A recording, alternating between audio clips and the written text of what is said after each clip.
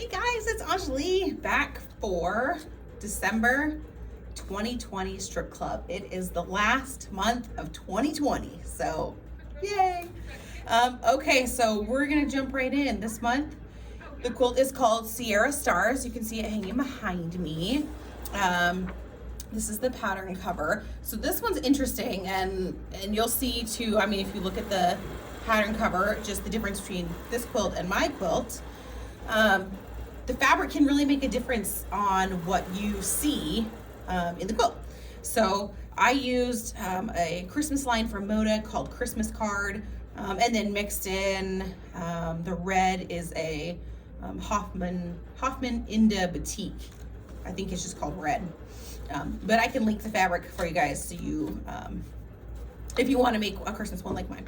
And I'll get closer too because it's hard to see, but the border fabric on this quilt is super cute. It has little like Christmas sayings and things. It's super cute. So, okay, so let's jump right in. So this one's going to be pretty straightforward, I think, for you guys. I made the throw size, so it's 68 by 68, just for reference. So when you are looking at it, okay, so actually one thing I will say real quick. So I picked this jelly roll, and you can see my squares here, this way. My squares are like the black and white fabrics, or like the white with just a little bit of color. So that's how I separated mine. And then the stars, which are here, are the red and green prints, and no, they're mostly red and green prints. And then I did add in the green solid is also another Hoffman Inda Batik. So, so that's kind of how I separated my fabrics. If you have a jelly roll that's like that, you can separate it like that. I think that's why you can see a little bit more of the squares. The squares stand out more versus like this one where you see the stars.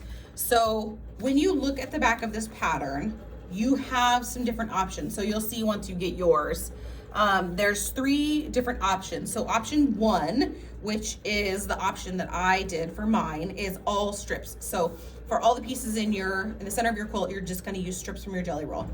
Option 2 is you're gonna use strips and 2 other fabrics for the stars. So you'll pick, you could do red and green, you could do whatever. So you're gonna have 2 other fabrics you're gonna pick for stars. And then option 3 is your strips plus 1 color star. And that's the option they did on the cover. So you can see here, this is the star. They're like, it's hard to tell in the picture, but it's kind of like a dark maroony red color. So, anyway, I think, I like the option 2 that they did on the cover. I think it stands out really nicely. I actually quilted one for a gal over the summer. This quilt that she had done, Cozy Quilt, was actually her home quilt shop, which I thought was really cool. That'd be super fun. So, and she had done this, and it does create a really striking quilt when you do one color. But I wanted to use the jelly roll, so that's what I did. So mine's a little bit more scrappy looking, but of course it's your choice. So, all right, so about the block. This one, it does give you a really nice job, or it does a really nice job, of course, breaking down how to separate your strips based on which option you're doing. So just keep an eye on the option you're doing and pay attention to those instructions, because it could potentially get confusing if you aren't looking at the option you're doing, okay? So again, pretty basic. You're gonna cut diamonds using your strip tube ruler. So you can actually use your strip tube ruler to make that initial cut, and then I use just an OmniGrid or Creative Grids ruler, because you're cutting those diamonds at a 45-degree angle. So and then when you cut your background pieces, so on mine, the solid green is my background. You're gonna cut rectangles, and then you're actually gonna use a ruler. I think we've used it before, or it's been used in strip club before. I don't know that we've used it this year, but it's called the Cutting Corners ruler. And so I do have a bunch of these in stock, so you'll see this linked under the video. But this made it super handy because you're cutting this like trapezoid shape. So if you look here, it's gonna tell you what mark to place the ruler at, and you're gonna cut all these trapezoid type shapes. So I found that the ruler was super nice to have just for doing all of that cutting. Because even with the 68 by 68, it was still, I mean, it was still time consuming to do the cutting. So just something to keep in mind. Other than that, the piecing's not hard. So you have your diamond shapes and then your trapezoid shapes, and that's what you're sewing together to make your blocks. And then you're going to, of course, use our method, sewing strips together using the strip tube ruler to cut your piece triangles. So here's our trapezoid shapes with our diamonds, and then we're attaching those to our triangles, and that's going to be our block. So our block is right here. So you can see, so here's our trapezoid shape with our diamonds, and then we're putting a triangle on each side. Okay, so that's going to be how you form the block. And when you look at the quilts, your block is this right here. So mine is 6 by 6 for the throw size, 6 by 6 blocks. One thing I will note, scoot up here. One thing I will note, in the instructions, they tell you, see, I got my pages all mixed up. I should just keep them in order when I do this. So one thing they tell you here is to square up your blocks. So I'll be the first to admit, you guys probably are fine. You probably all square up your blocks and your piecing turns out beautifully.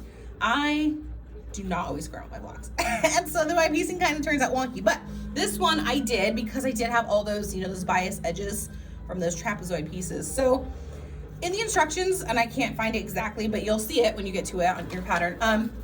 She tells you that she trims her blocks down to 8 3/4, but that you can trim your blocks down to whatever size you, whatever the smallest size is for your block. So just keep that in mind when you're doing, when you're squaring your blocks, to maybe measure and see what the smallest one is and then trim them to that. So I had a lot of wiggle room with mine, so 8 3/4 wasn't, I mean, I had some that I trimmed quite a bit off. Okay, so like I said, I had some wiggle room on my blocks at 8 3/4. Some I trimmed off more, some I had a little bit less, but just keep that in mind when you're trimming your blocks. After that, of course, they'll give you the diagram that tells you how to put it together. And again, mine is the throw, so it's 6 by 6.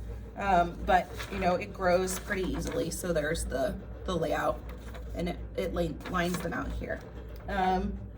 Other than that, when you go to put your borders on, oh, I will tell you, so on the back of your layout sheet, they give you a little cutting guide here. That's for those trapezoid pieces. But if you have the cutting corners ruler, it will make your life easier, because you know how we all do with paper templates, we end up shaving more of it off, and then we get pieces that don't measure right. So just something to keep in mind when you're doing that.